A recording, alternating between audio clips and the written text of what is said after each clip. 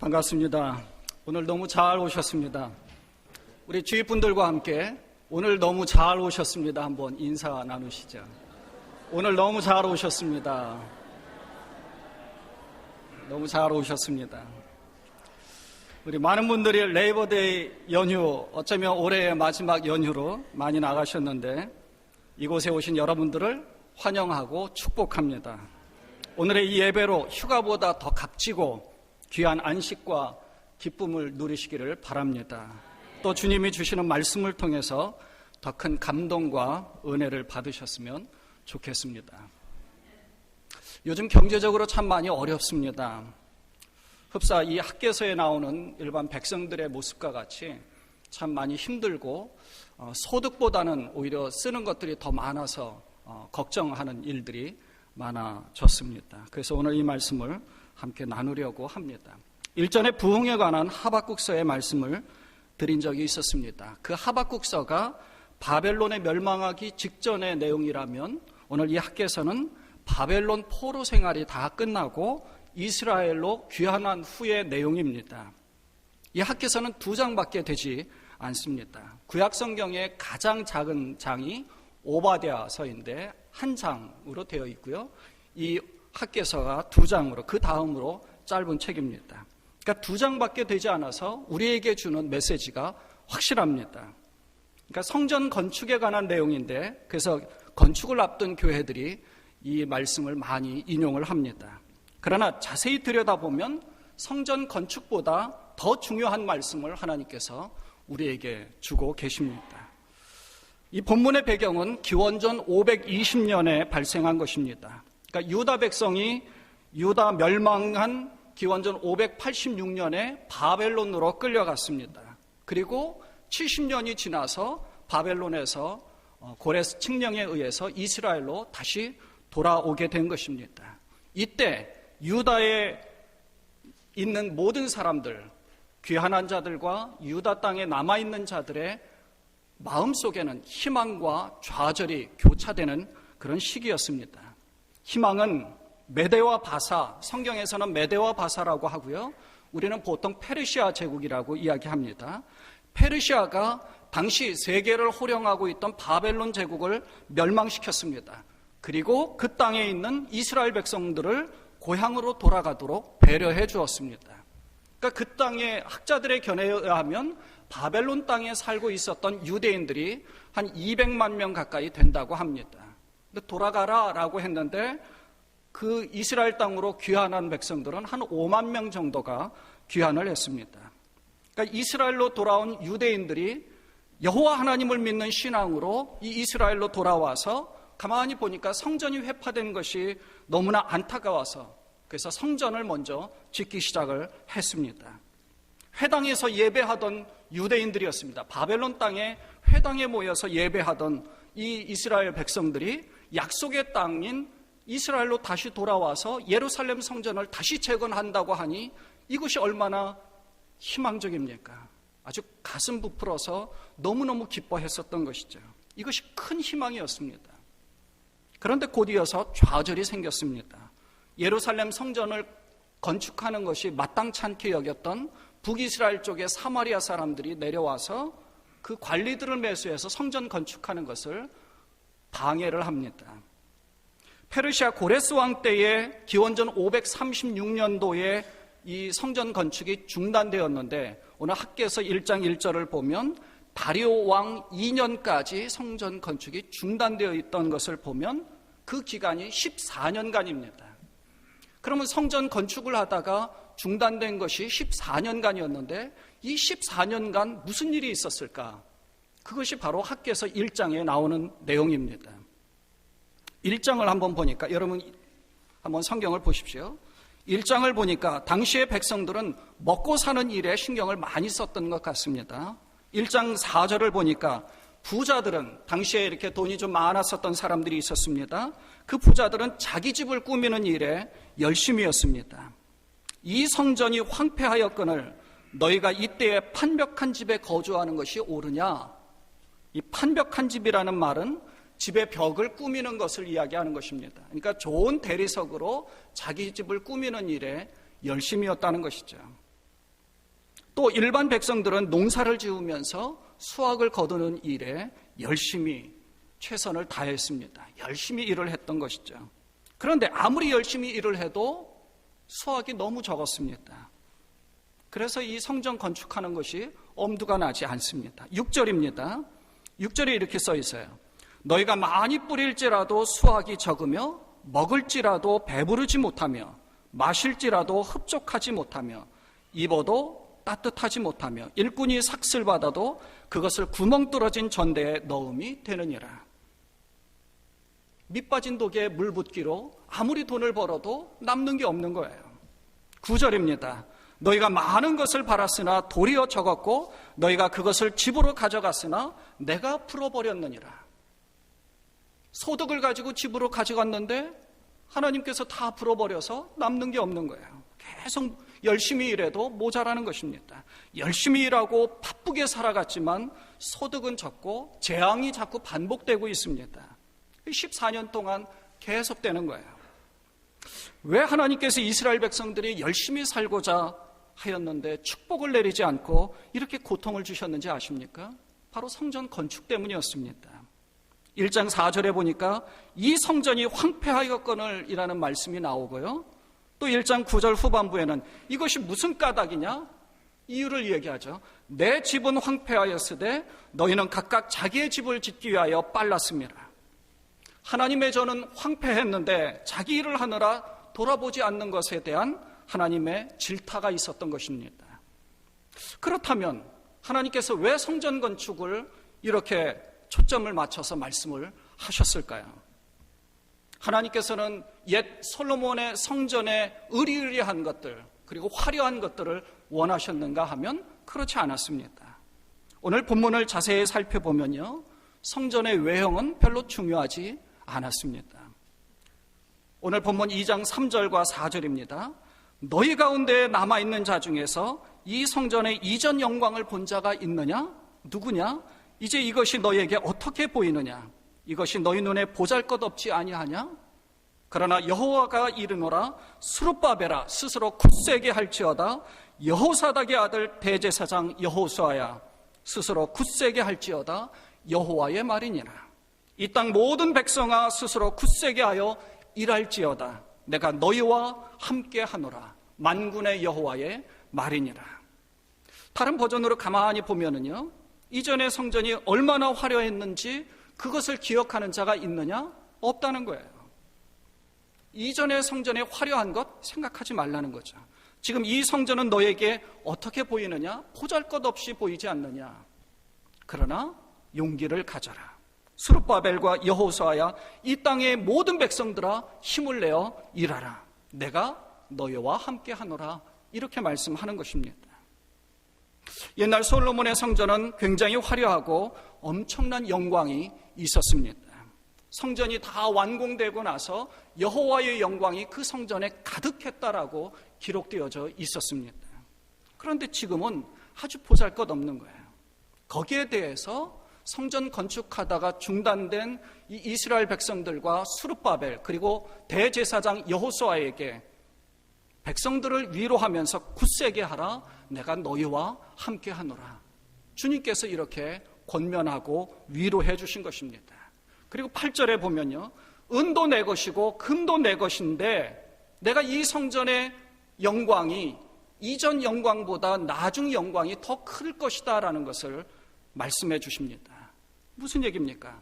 성전의 화려함과 외형은 중요한 성전의 잣대가 아니라는 겁니다.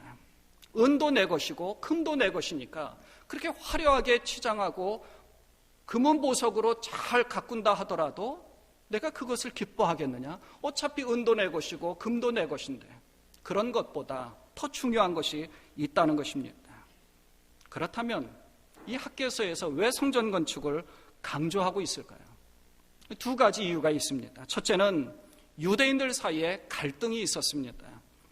당시 유대인들은 바벨론 포로에서 잡혀갔다가 귀환한 사람들도 있었고 이스라엘이 멸망한 뒤에 그 땅에 남아있었던 사람들도 있었습니다.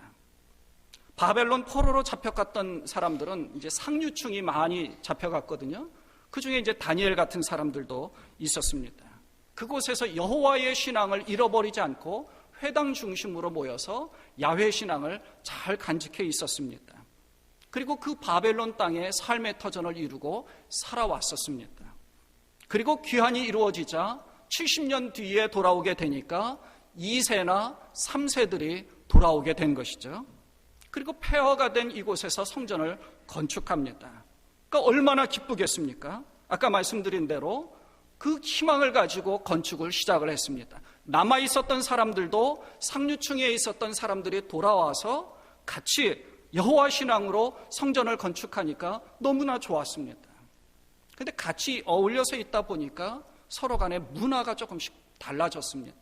왜냐하면 바벨론 문화에 익숙했던 사람들이고요, 팔레스타인 문화, 예루살렘 성전이 회파되고 이스라엘의 신앙, 여호와 신앙을 많이 잃어버렸으니까 팔레스타인 문화에 익숙해져 버렸습니다. 이 두 문화가 충돌하게 된 것이죠. 여러 가지 조금씩의 의견 충돌이 일어납니다. 신앙의 색채가 조금씩 달랐죠. 결정 과정에서 서로의 생각이 좀 다르다 보니까 갈등이 생기기 시작한 것입니다. 여러분, 쉽게 생각하면 우리 부모 세대와 우리의 자녀 세대들 간의 문화가 조금씩 달라서 굉장히 이 차이 때문에 갈등을 겪지 않습니까? 그런데 70년이라는 그 기간이 지나서 2세와 3세가 들어왔습니다. 쉽게 생각하면 우리의 2세, 3세들과 한국에서 각 온 사람들과 문화적으로 신앙적인 어떤 색채가 조금씩 다를 수밖에 없습니다. 갈등이 조금씩 생기는 거죠.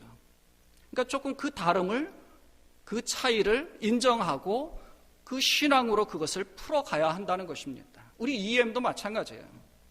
그래서 하나님께서 학계를 통해서 이 성전을 건축하다가 중단되었는데, 사마리아인들의 방해로 인해서 성전 건축이 중단되었는데 그것을 다시 건축하게, 완공하도록 격려하는 것입니다.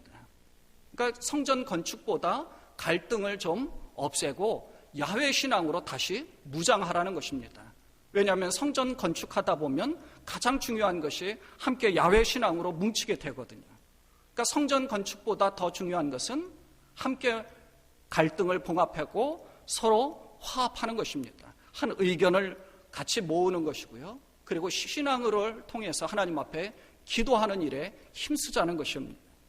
두 번째로는요, 성전의 외형보다 성전 짓는 자들의 자세가 더 중요함을 강조하기 위해서입니다.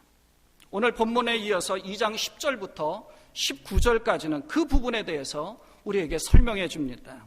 그러니까 성전 재건에 참여하던 사람들이 뭔가 착각하는 것이 한 가지 있었습니다. 뭔지 아십니까? 성전을 건축하면 나도 거룩해진다라고 생각한 것입니다. 근데 거기에 대해서 주님은 아니다, 그것을 분명하게 이야기합니다. 12절을 보면, 여러분 한번 보십시오. 12절에 보면 사람이 옷자락에 거룩한 고기를 쌌는데 그 옷자락이 만일 떡에나 국에나 포도주에나 기름에나 다른 음식들에 닿았으면 그것이 성물이 되겠느냐? 자, 무슨 얘기입니까? 거룩한 것을 가지고 다른 것에 닿았으면 그것이 거룩해지겠느냐 하는 것입니다. 뭐라고 답변해요? 아니다 라고 분명하게 이야기하죠. 13절입니다. 학개가 이르되 시체를 만져서 부정하여진 자가 만일 그것들 가운데 하나를 만지면 그것이 부정하겠느냐 물어봅니다. 그러니까 시신을 만진다는 것은 당시에 이제 부정해진다라고 생각하는 율법이 있었습니다. 그러니까 시신을 만진 부정한 사람이 다른 것을 만지면 어떻게 되겠느냐라고 질문한 것이에요. 거기에 대해서 뭐라 그래요? 부정해진다라고 이야기합니다. 쉽게 말씀드리면 거룩한 것은 잘 전염되지 않습니다. 그런데 부정한 것은 잘 전염이 된다는 것입니다. 나쁜 소문은 금방 퍼집니다. 좋은 소문은 잘 퍼지지 않습니다. 거룩한 영향력을 끼치는데 거룩한 영향력이 잘 전달되지 않는다는 것이죠. 우리의 구원관이 그렇습니다. 부모를 통해서 신앙을 이어받은 자들이 그 정말 구원을 잘 받았느냐 하면 그렇지 않을 수 있습니다. 왜요? 부모는 부모가 하나님 앞에 구원을 받은 것이고 자식들은 하나님 앞에 다시 그리스도를 영접함으로 구원을 받는 것인데 부모로부터 모태신앙을 가졌다고 해서 저절로 구원받는 것은 절대 아닙니다. 하나님 앞에 결단하고 내가 목사가 되었습니다. 하나님 앞에 결단해서 하나님 앞에 안수를 받은 장로가 되었다고 해서 그것으로 구원이 끝난다. 그리고 그것으로 거룩한 미 계속 유지된다. 절대 그렇지 않습니다. 매일매일의 삶 속에서 어떤 모습을 가지느냐가 중요하다는 것이죠. 거룩한 직분을 받았다고 해서 그 직분이 잘 끝까지 유지되는 것이 아니라는 것입니다. 거룩한 직분을 통해서 하나님 앞에 나오지만 그러나 매일매일의 삶 가운데서 내가 하나님과의 관계가 어떠냐, 그것이 중요하다는 것입니다. 하나님 앞에 결단하고 거룩한 직분을 받았다면 끝까지 그것을 잃어버리지 않게 최선을 다하고 하나님 앞에 정결함을 유지해야 된다는 것입니다. 이 거룩한 직분을 잘 유지하시는 여러분 되셨으면 좋겠습니다. 사울은 하나님 앞에 인정을 받아서 이스라엘의 초대 왕이 되었지만 끝까지 인정받지 못했습니다. 가룟 유다는 예수님의 선택을 받아서 주님의 사역에 초대되어 함께 사역을 3년 동안 해왔습니다. 그러나 결국 마지막은 좋지 않게 끝났습니다. 이삭의 장자 에서는 장자로 선택을 받아서 하나님의 축복을 받는 자로 이 땅에 태어났습니다. 그러나 장자의 명분을 가볍게 여겨서 결국 야곱에게 장자권을 넘겨주고 말았습니다. 하나님께서 이 학계를 통해 이스라엘 백성들에게 오늘 우리에게 말씀하시는 것이 바로 이것입니다. 여러분 1장 14절 후반부와 15절을 보면 이렇게 써 있어요. 만군의 여호와 그들의 하나님의 전 공사를 하였으니 하고 성전 공사가 시작이 됩니다. 그때가 다리오 왕 제2년 여섯째 달 24일이었더라. 이때 이제 성전 건축이 시작이 됩니다. 그리고 2장인 오늘 본문에서 하나님께서 성전 건축을 재개한 이스라엘 백성들을 격려하시면서 열심히 최선을 다하기를 요청을 하셨습니다. 그런데 2장 10절에 보니까 다리오 왕 제2년 9째 달 24일에 여호와의 말씀이 다시 임했습니다. 그러니까 성전 재건이 시작된 지 3개월 정도가 지난 뒤에 하나님이 다시 말씀하신 것입니다. 조금 전에 말씀드린 것처럼 성전 건축을 한다고 해서 너희가 거룩해지느냐? 절대 아니다. 거룩한 사업인 성전을 건축한다고 해서 너희가 저절로 거룩해지는 것이 아니니 너희가 정결해지기를 바란다. 하나님께서 그것을 요구하고 계신 것입니다. 그러니까 거룩한 사업에 참여하기 위한 정결함을 잘 유지하라는 것이죠. 주님은 은이나 금으로 치장된 성전보다 주님의 백성들이 어떤 자세, 어떤 마음, 어떤 모습이냐에 더 관심이 있다는 것입니다. 초점이 거기에 있는 거예요. 그러니까 성전 건축, 그거보다도 더 중요한 것이 건축을 하는 너희들의 마음의 자세가 어떠냐 하는 것입니다. 종교적 의식만 가지고 사람이 거룩해지는 것이 아닙니다. 거룩한 예배에 참여한다고 해서 저절로 거룩해지는 것도 아닙니다. 내가 교회만 다닌다고 해서 저절로 구원받는 것이 절대 아니라는 얘기죠. 출애굽한 이스라엘 백성들이 이제 광야 여정을 끝내고 요단강을 건너 이제 가나안 땅 들어가서 정복 전쟁을 시작하려고 합니다. 정복 전쟁을 하기 전에 하나님 여호와께서 이스라엘 백성들에게 요구한 것이 한 가지 있습니다. 그것이 모든 남자들은 할례를 받게 합니다. 아니, 전쟁을 해야 되는데 당시에 뭐 지금처럼 멀리서 총을 쏘는 것도 아닙니다. 뭐 맞붙어서 싸워야 되는데, 아니 전쟁을 하기 전에 할례를 받으면 어떻게 전쟁을 하라는 거예요? 그럼에도 불구하고 하나님께서는 할례를 받게 합니다. 왜요?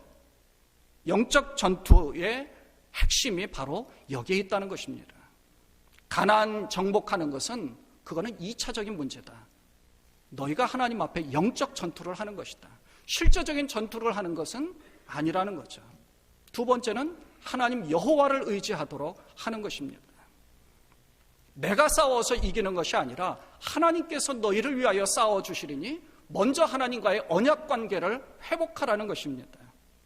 그러니까 정복 전쟁을 통해서 땅을 얻는 것보다 더 중요한 것이 이스라엘 백성들을 얻는 것이 하나님의 관심이고 하나님의 목적인 것입니다. 땅은 부수적인 거예요. 또 가나안 땅의 첫 번째 큰 성인 여리고성을 점령했습니다. 그 뒤에 조금 떨어진 곳에 조그마한 성인 아이성에서 이제 전쟁을 했는데 거기서 참패를 합니다. 이유는 여리고성을 점령한 뒤에 아간이 범죄하지 않습니까? 그 아간의 범죄로 인해서 하나님은 여리고성을 점령시켰음에도 불구하고 조그마한 성인 아이성에서 패배하게 하셨습니다. 그래서 하나님 앞에 회개하게 하죠. 그리고 하나님 앞에 자복하고 엎드려서 간구합니다. 그리고 누가 이런 일을 저질렀는가 제비 뽑기를 해서 아간이 뽑혔습니다. 그리고 아간을 벌한 이후에야 아이성을 점령할 수 있었습니다. 그런데 아이성을 점령하고 여호수아가 이래서는 안 되겠구나 하고 그 아이성에서부터 한 20마일 정도 떨어진 곳에 이스라엘 백성들을 세겜 땅으로 데리고 갑니다. 정복전쟁해서 지금 바쁜데요. 그리고 여리고성을 점령했고 아이성을 점령해서 그 승리감으로 용기 백배해서 가서 전쟁에서 싸워야 되는데 다시 두 번째로 세겜 땅으로 가게 합니다. 여러분, 이 세겜 땅이 어딘지 아십니까? 이 세겜은 아브라함이 하나님 여호와께 제단을 쌓고 여호와의 이름을 부른 곳입니다. 그때 하나님께서 이 아브라함에게 내가 이 땅을 너와 내 자손에게 주리라 라고 약속하신 곳입니다. 바로 약속의 땅입니다. 이곳에서 언약을 다시 한번 되새김질 하라는 것입니다. 이곳에서 하나님과의 관계를 다시 한번 정립하라는 것입니다. 정복전쟁보다 더 중요한 것이 바로 이것입니다. 그 세겜 땅에는 그리심산과 에발산이 있습니다. 그래서 그리심산에서 축복을 선포하고 에발산에서 저주를 선포하게 하십니다. 우리가 생각할 때는 이스라엘 백성들이 하나님과의 관계 속에서 세겜 땅으로 다시 와서 정복전쟁을 하기 전에 다시 하나님과의 언약을 되새김질하고 옛 우리의 조상인 아브라함과의 언약을 되새김질해서 하나님 앞에 결단을 했다 그러면 축복만을 선포하면 좋은데 왜 하나님은 거기에서 축복도 선포하고 저주도 선포하게 하셨을까요? 전쟁을 통해서 땅을 차지하는 것보다 하나님과의 관계가 중요한 것을 말씀해 주셨는데 세상에 보이는 것보다 더 중요한 것이 여호와의 율법을 지키라는 것입니다. 그것이 중요하다는 거예요. 하나님 여호와를 경배하고 예배하고 늘 언약을 되새김질하고 늘 하나님 앞에 자기 자신을 바로 서 있으면 하나님께서 축복을 선포하지만 그러나 만일 하나님 여호와의 율법을 잘 따를 때는 이런 축복이 있지만 내가 하나님 여호와를 잊고 우상을 숭배하고 세상을 향하고 있다면 저주가 선포될 수 있다는 것을 경고하는 것입니다. 여러분 신명기를 한번 보실래요? 신명기 11장을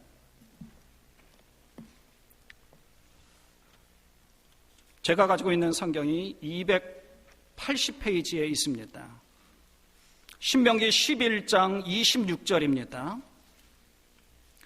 내가 오늘 복과 저주를 너희 앞에 두나니 너희가 만일 내가 오늘 너희에게 명하는 너희의 하나님 여호와의 명령을 들으면 복이 될 것이요 너희가 만일 내가 오늘 너희에게 명령하는 도에서 돌이켜 떠나 너희의 하나님 여호와의 명령을 듣지 아니하고 본래 알지 못하던 다른 신들을 따르면 저주를 받으리라. 무슨 얘기입니까?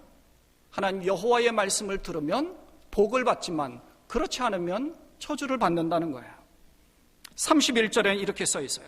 너희가 요단을 건너 너희의 하나님 여호와께서 너희에게 주시는 땅에 들어가서 그 땅을 차지하려 하나니 반드시 그것을 차지하여 거기 거주할지라.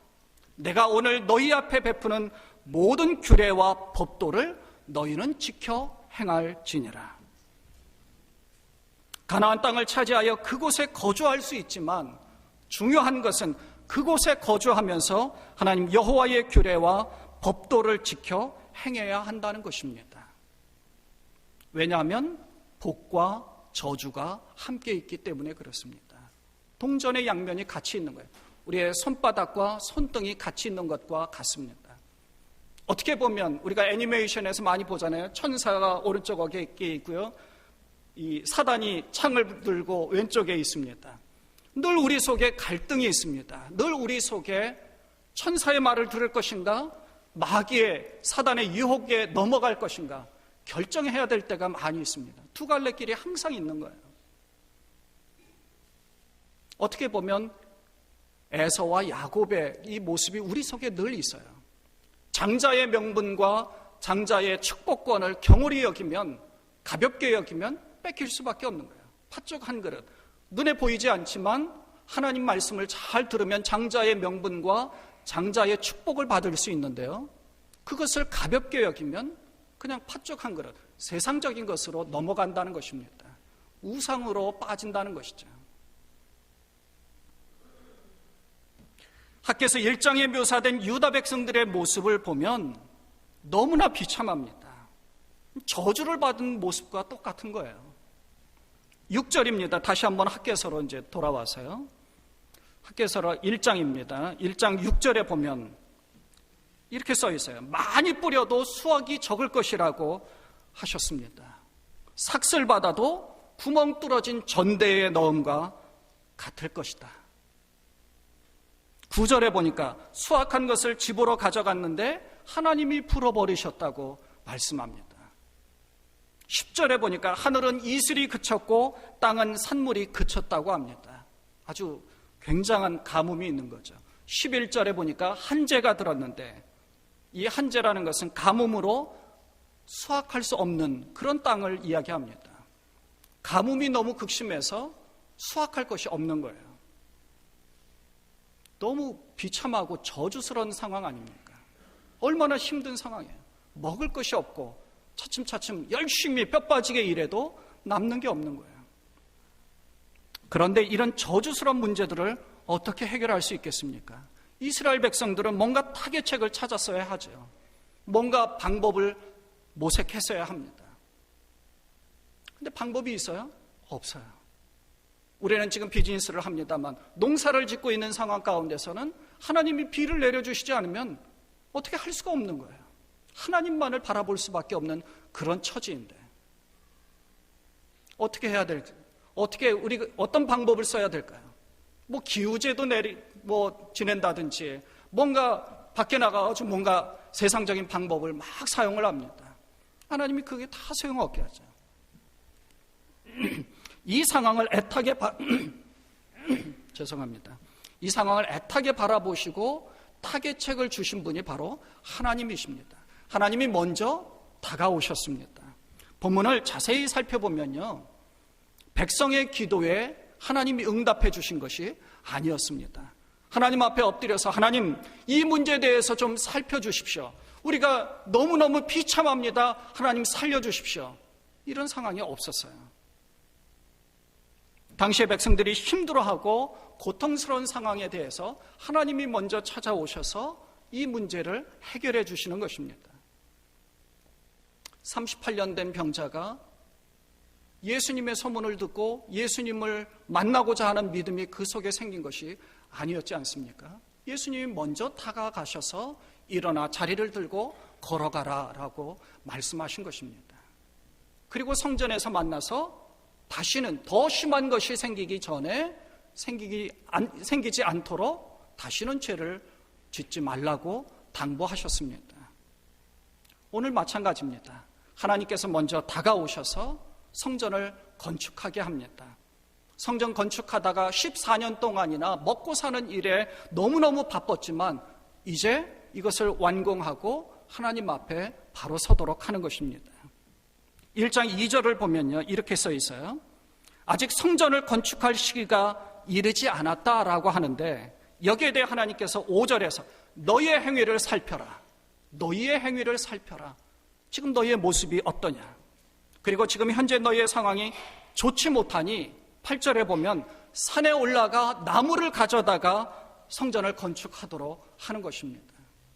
보잘것없는 아주 별 볼 일 없는 그런 성전이라 하더라도 내가 그것을 기뻐할 것이다. 과거 아까 말씀드린 대로 과거 솔로몬 성전은 금, 은, 보석으로 치장되어 있었습니다. 굉장히 화려한 성전이었습니다. 근데 지금은 하나님께서 그런 거 필요 없고 산에 가서 그 나무로 보잘것없다 하더라도 와서 성전을 건축하라는 것이죠. 정결한 마음을 가지고 성전을 건축해라.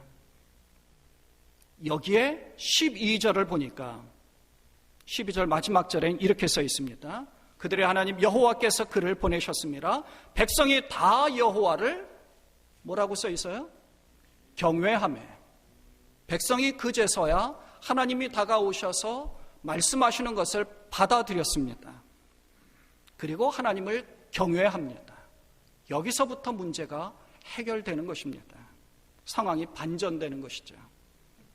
여호와를 경외하는 이스라엘 백성들에게 13절에 보니까 뭐라고 말씀하십니까? 내가 너희와 함께 하노라. 임마누엘 하나님을 다시 약속해 주십니다. 그뿐인가요? 오늘 본문을 보니까 찾아오시고 함께 하시는 이 하나님께서 건축 중에 여러 가지 이런저런 이유로 힘들어하고 있는 이스라엘 백성들을 격려하는 것입니다. 그러나 여호와가 이르노라 스룹바벨아 스스로 굳세게 할지어다. 여호사닥의 아들 대제사장 여호수아야 스스로 굳세게 할지어다. 여호와의 말이니라. 이 땅 모든 백성아 스스로 굳세게 하여 일할지어다. 내가 너희와 함께 하노라. 만군의 여호와의 말이니라. 위로하고 격려하면서 다시 한번 약속의 말씀을 주십니다. 오늘 본문 5절에 보니까 너희가 애굽에서 나올 때에 내가 너희와 언약한 말과 나의 영이 계속하여 너희 가운데 머물러 있나니 너희는 두려워하지 말지어다. 두려워하지 말라는 거예요.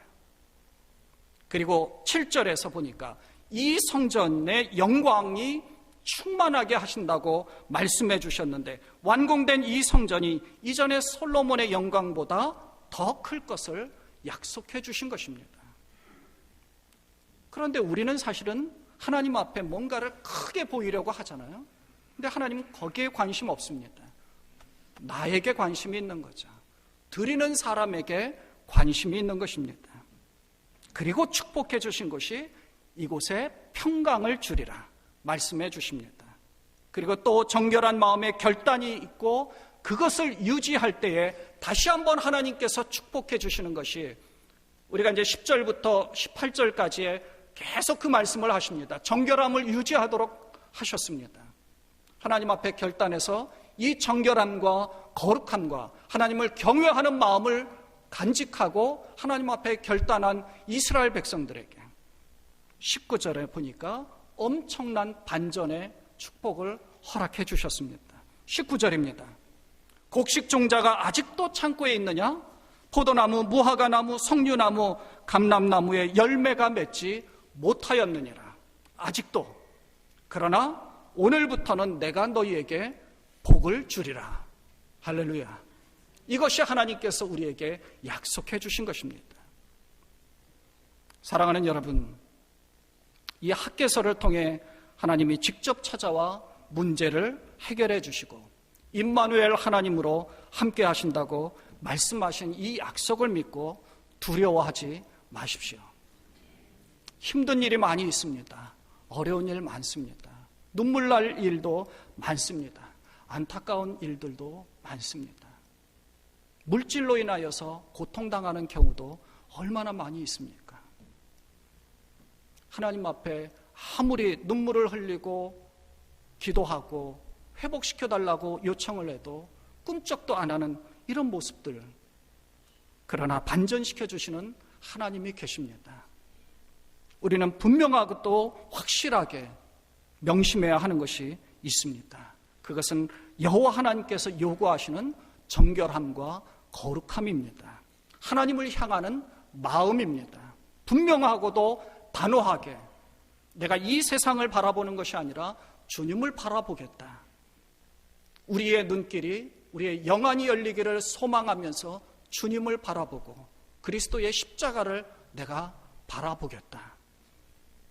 그것이 우리의 결단이 되어야 한다는 것입니다.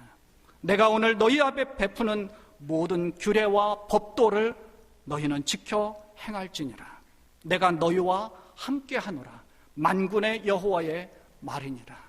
성전 건축보다 더 중요한 것은 고통당하는 이스라엘 백성들을 위로하시고 격려하시고 두려워하지 말라. 내가 너희와 함께하노라. 임마누엘 하나님을 약속해 주신 것입니다. 여러분, 거룩한 사업을 하시고 계십니다. 정말 열심히 최선을 다해서 일하고 계십니다. 그럼에도 불구하고 어려운 문제들 많이 계실 것입니다. 그러나 걱정하지 말고 하나님을 경외하는 마음을 끝까지 간직하십시오. 그럴 때 하나님께서 결국에는 반전시켜 주실 줄 믿습니다. 기도하겠습니다. 하나님 아버지, 현재 지금 처한 상황이 너무나 힘들고 안타까운 일들이 있습니다. 때로는 좌절과 절망과 낙심될 때도 있습니다. 왜 이렇게 안 되지 하고 화가 날 때도 있습니다. 열심히 일해도 소득이 너무 적을 때도 있습니다. 뭔가 간절하게 기도하는데 기도하는 것이 응답되지 않을 때가 있습니다. 그러나 주님, 우리가 주님 앞에 낙심하지 않고 좌절하지 않고 포기하지 않고 절망하지 않고 오직 주님을 바라보게 하여 주옵소서. 하나님, 중단된 이 성전을 회복하라, 건축하라, 재개해라. 주님께서 말씀하셨는데 주님은 이 성전보다 성전 건축에 참여하는 이스라엘 백성들에게 더 관심이 있다는 사실들을 오늘 우리는 분명하게 보게 됩니다. 주님은 나에게, 우리 자신에게 더 관심이 있는 줄 압니다. 우리에게 찾아와 주셔서 말씀해 주시고 직접적으로 일으켜 주시고자 하는 주님의 이 크신 뜻을 우리가 다시금 되새김질하고자 합니다. 주님과 약속했던 언약을 다시 한번 되새김질하고자 합니다. 거룩함과 정결함을 유지하며 하나님 앞에 할례를 받았던 이스라엘 백성들과 같이 우리 자신을 다시 한번 무장하고자 합니다. 우리의 교회, 우리의 가정, 우리의 자녀들, 또 내 자신이 하나님 앞에 엎드려서 자복하게 하시고 주님을 경외하는 마음이 부족했거든 다시금 주님을 경외하는 마음을 갖게 하여 주옵소서. 그래서 반전시켜 주시는 여호와 하나님만을 바라보게 하시고 그 주님으로 인하여 힘을 얻고 그 주님 앞에 더 영광 올려드리는 저희 모두가 되게 하여 주옵소서. 우리 주님 예수 그리스도의 이름으로 간절히 기도드리옵나이다. 아멘.